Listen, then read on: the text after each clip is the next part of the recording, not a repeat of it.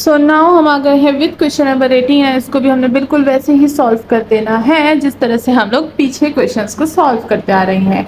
And अगर मैंने ये चीज़ बताई हो या शायद स्किप हुई हो, so whenever we find some function some vector field is differential form of exact, so that's mean कि वो जो है हमारे पास कंजर्वेटिव भी है। अगर वो एग्जैक्ट नहीं है तो मतलब कि वो कंजर्वेटिव भी नहीं है। ठीक है, सो कंजर्वेटिव को हम चेक कर सकते हैं on the form of exactness. ठीक है, तो अगर ये फंक्शन ये वेक्टर फील्ड एग्जैक्ट है तो मतलब ये कंजर्वेटिव भी है। ठीक है, सो आप नीचे जो है वो सेंटेंस में लिख सकते हैं कि कोई भी स्टेटमेंट लिख सकते हैं कि अगर ये चीज़ जो है हमारे पास एक वेक्टर फील्ड हमारे पास एग्जैक्ट फॉर्म ऑफ डिफरेंशियल है, सो ये हमारे पास कंजर्वेटिव भी है। ठीक है, तो साथ ही साथ ये मैं डेफिनेशन में भी बता चुकी हूँ। अगर आपने डेफिनेशन इंट्रोडक्शन वाली वीडियोस देखी हो जो कि काफ़ी टाइम पहले मैं बना चुकी हूँ। ठीक है, सो अब हम लोग यहाँ पर एग्जैक्ट चेक करेंगे।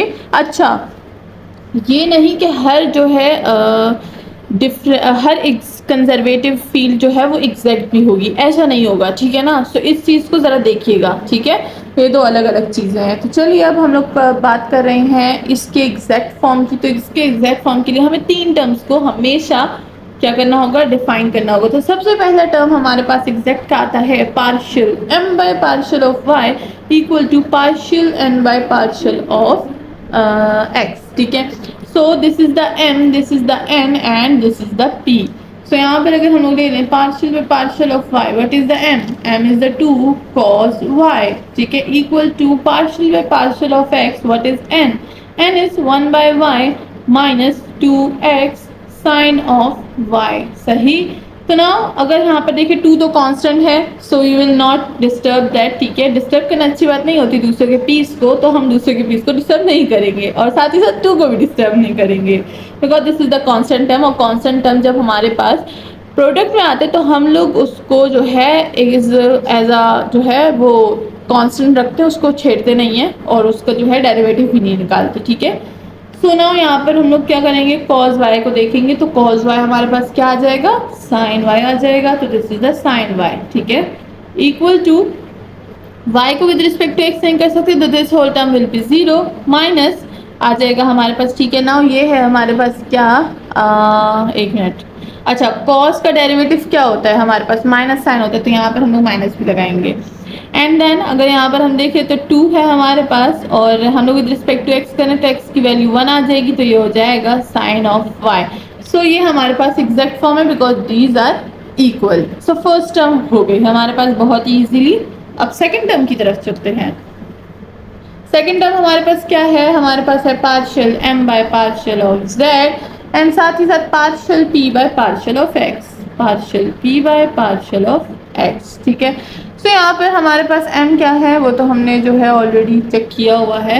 m है हमारे पास 2 cos y, partial by partial of z के रिस्पेक्ट से हम लोग इसको करेंगे, then partial by partial of x और p क्या है हमारे पास, वो रहा p। सो ये हो जाएगा 1 बाय z।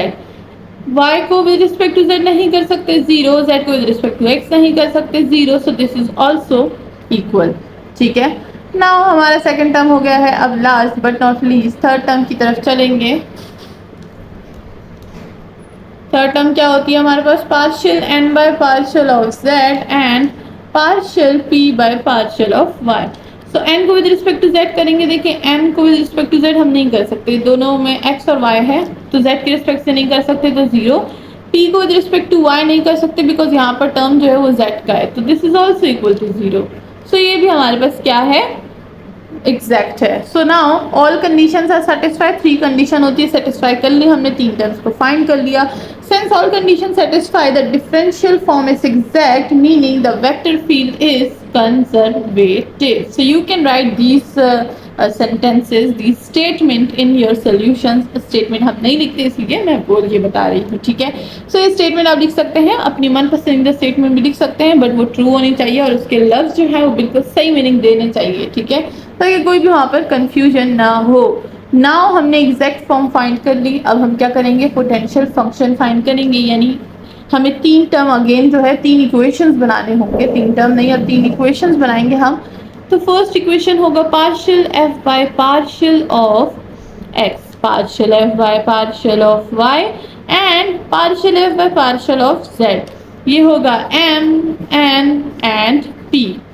एम क्या है 2 cos ऑफ y, एन क्या है 1 by y minus 2x sine of y, and what is the p 1 by z। So equation 1 से स्टार्ट करेंगे और ख़त्म करेंगे इक्वेशन 3 पर। तो चलिए स्टार्ट करते हैं और इसको इरेज करते हैं, आगे बढ़ते हैं विद क्वेश्चन नंबर नहीं equation number 1।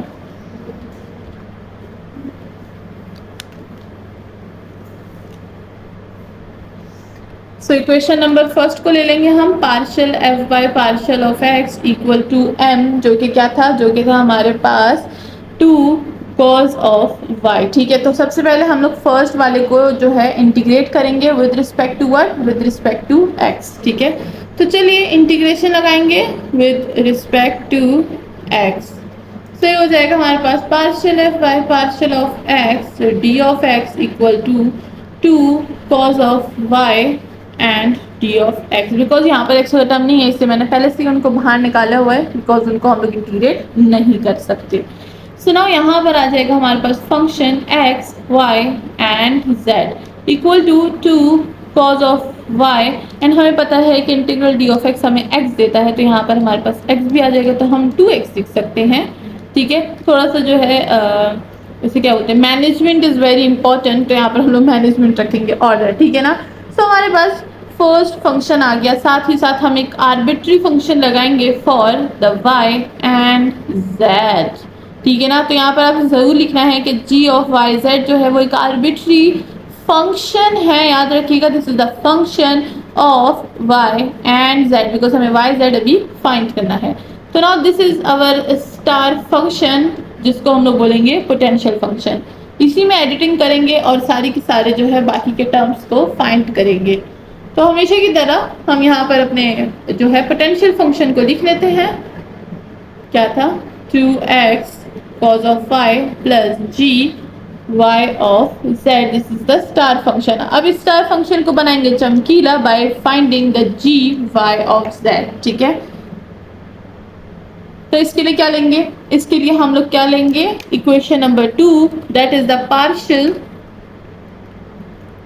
Partial f by partial of y equal to n। n क्या था 1 by y minus 2x sine of y। यहाँ पर फाई के फंक्शन को हम लोग ले लेंगे, जो कि ये रहा, this is the star function. इसको पार्शियल डिफरेंशिएट करेंगे विद रिस्पेक्ट टू y। ठीक है, और यहाँ पर as it is equality,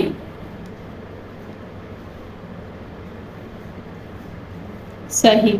now देखिए y को विद रिस्पेक्ट टू y कर सकते हैं, 2x विल बी कांस्टेंट, तो cos का डेरिवेटिव क्या आता है माइनस साइन, तो यहाँ पर लिख देंगे minus sine of y plus partial g by y z equal divided by partial of y, because यहाँ पर y का टर्म है तो हम लोग इसको पार्शियल डिफरेंशिएट कर सकते हैं।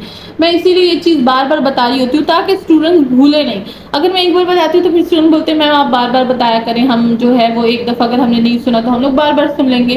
तो इसीलिए अगर कोई अब इस बात पर जो है वो चिढ़ रहा है और वो कह रहे हैं कि नहीं हम बोर हो गए बार बार ये वाला सेंटेंस सुन के, तो बोर मत होइए, क्योंकि और स्टूडेंट को फिर प्रॉब्लम होती है। ठीक है, इसीलिए मैं हर छोटी बात को थोड़ा सा रिपीट में बता रही होती हूँ ताकि हर किसी को याद हो जाए।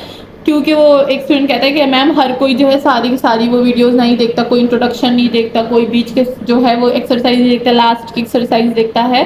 तो इसीलिए अब मैं जो है वो ज़रा चेंज कर रही हूँ लेक्चर का मेथड। अब जो है हम लोग क्या करेंगे, हर एक चीज़ को बार बार बताएंगे ताकि हर किसी को पता चले और किसी को भी बीच में डिस्टर्बेंस ना हो। ठीक है, तो इसीलिए मैं बार बार ये बता रही हूँ। नाउ यहाँ पर हमारे पास एज इट इज़ रहेगा हमारा फंक्शन। अब अगर देखें ये और ये कैंसिल हो जाएगा, हमारे पास जी वाई और जेड में सिर्फ 1 by y बचेगा। अब हम इसको इंटीग्रेट करेंगे with respect to y।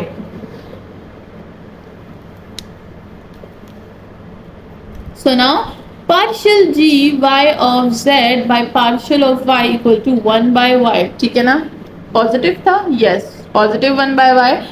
So now इसको हम लोग इंटीग्रेट कर देंगे विद रिस्पेक्ट टू y, तो हमने कर दिया। ना यहाँ पर हमारे पास इंटीग्रेशन में आएगा g y of z equal to, यहाँ पर हमारे पास क्या आ जाएगा, 1/y नीचे फंक्शन है, ऊपर उसका डेरिवेटिव है, so we can use the natural log of that function, यानी दैट फंक्शन वो y है हमारे पास, प्लस z फाइंड नहीं किया तो एक arbitrary function of z।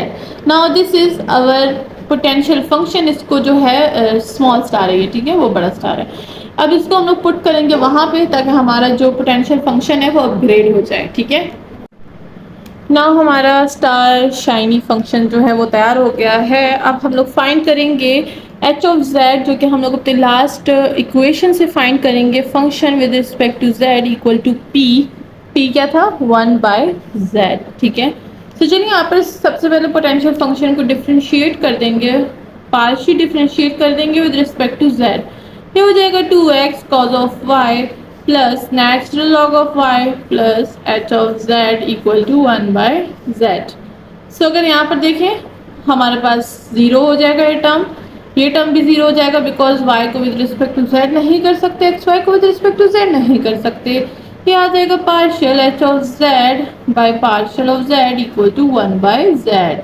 And हमें पता है कि जब हम लोग जो है इसका इंटीग्रल लेंगे तो हमारे पास क्या आएगा, क्या हमको पता है? मुझे कमेंट सेक्शन में बताएं कि आप लोगों को पता है। तो इसको इंटीग्रेट कर देंगे with respect to d of z, हमारे पास आ जाएगा नेचुरल लॉग ऑफ जेड, नीचे फंक्शन ऊपर उसका डेरिवेटिव प्लस एक आर्बिट्री कांस्टेंट, इसको पुट करेंगे पोटेंशियल फंक्शन में। सो हमारा पोटेंशियल फंक्शन जो है वो पूरा का पूरा रेडी हो जाएगा। So now our potential function is plus natural log of z with constant c and this is the star function। और इसी के साथ हमारी स्टेटमेंट का टाइम आ चुका है। कौन सी statement? The statement that since the differential form is exact so we can evaluate the line integral by potential function, जो कि हमने अभी फाइंड की। सो हमारे पास हमारा फंक्शन कुछ इस तरह से लिखा जाएगा, इंटीग्रल ऑफ दैट फंक्शन जो कि हमें मिला था एक vector field d of x plus 1/y minus 2x sine of y d of y equal to नहीं plus 1/z d of z, ठीक है। ये हो गया, ये इक्वल हो जाएगा हमारे पास with function 1 π/2 and 2 minus function with 0, 2 and 1, upper limit minus lower limit, these are the conditions, इसीलिए यहाँ पर मैंने C भी लिखा है, ठीक है। हो गया है। चलिए सबसे पहले फंक्शन को इस पे फाइंड करेंगे, पोटेंशियल फंक्शन को, देन इस पे फाइंड करेंगे, देखते हैं हमारे पास क्या आता है। सो सबसे पहले हम लोग लिखेंगे फंक्शन विद 1 π/2 and 2, ठीक है। सो इक्वल टू 2, x क्या है? 1 है, cos of π/2 x y z plus natural log of π/2 plus natural log of 2 plus constant c। अगर हम लोग इसकी वैल्यू देखें, cos π/2 हमें क्या देता है? 0 देता है। जैसे कि मैंने आपको हमेशा से बताया, कैलकुलेटर को आपने कर देना है रेडियन पर फिक्स। अगर आप इसको रेडियन पर फिक्स नहीं करेंगे तो आपको वैल्यू गलत मिलेगी, ठीक है। और ये बात ज़्यादातर लोगों को पता होगी कि रेडियन पे हम लोग जो है उसे क्या बोलते हैं, ट्रिग्नोमेट्रिक फंक्शंस फाइंड करते हैं, लेकिन कुछ लोगों को ये बात पता नहीं होती, ठीक है ना, क्योंकि हम लोग कैलकुलेटर ज़्यादा यूज़ नहीं करते। Of course we are mathematics students, but हमेशा कैलकुलेटर का काम नहीं होता, और कैलकुलेटर को हम लोग सिर्फ क्या डिविजन्स के लिए या फिर बड़े बड़े सब्ट्रैक्शंस के लिए यूज़ करते थे। तो ये जो चीज़ है ये ज़्यादातर लोगों को नहीं पता होती, कैलकुलेटर की सेटिंग। तो इसीलिए सेटिंग ज़्यादा इंपॉर्टेंट है। अगर आप कैलकुलेटर को डिग्री पे रखेंगे तो आपका कैलकुलेटर आपको ट्रिग्नोमेट्रिक के लिए रॉन्ग आंसर्स देगा। इसीलिए आपने क्या करना है, ट्रिग्नोमेट्रिक के लिए क्या कर देना है, रेडियन पर फिक्स कर देना है, ठीक है। तो हमारे पास cos π/2 0 वैल्यू देगा, this whole term will be 0 and natural log π/2 will be natural log π/2, because यहाँ पर हम लोग जो है वो पॉइंट्स के नहीं लेंगे वैल्यूज, तो इसलिए मैं इसको π/2 ही लिख रही हूँ। And plus natural log of 2 will be as it is, ठीक है। तो नेचुरल लॉग ऑफ 2 है, z नहीं है, क्या हो गया, ठीक है। एंड प्लस कांस्टेंट, मैंने आपको बताया कि कांस्टेंट आप लिखे ना लिखे वो वैसे भी कैंसिल होना है बिकॉज बीच में माइनस है, ठीक है। एंड देन अब हम लोग फाइंड करेंगे फंक्शन को 0, 2 और 1 पे, यानी x, y और z की वैल्यू ये है हमारे पास। ये हो जाएगा 2 और 0 and cos of 2 plus natural log of 2 and plus ये हो जाएगा हमारे पास natural log of 1 and plus constant c। Natural log 1 हमें 0 देता है, नेचुरल लॉग 2 हमें नेचुरल लॉग 2 ही देता है एंड साथ में ये टर्म जो हो जाएगी वो 0 हो जाएगी प्लस कांस्टेंट c। चलिए अब इन दोनों वैल्यूज़ को यहाँ पर पुट कर देते हैं, तो हमारे पास क्या आएगा, लेट्स सी। पहले मैं लिखती हूँ वैल्यूज़ को, natural log of pi by 2 plus natural log of 2 plus c, ठीक है, ये तो हो गया। Now minus natural log of 2 constant c. अब देखते हैं क्या होता है। मेरे पास वैल्यूज सेव नहीं थी इसलिए मैंने यहाँ पर पहले लिखी, ठीक है। सो ये हो जाएगा हमारे पास natural log pi by 2 plus natural log of 2 constant c minus natural log of 2 minus C.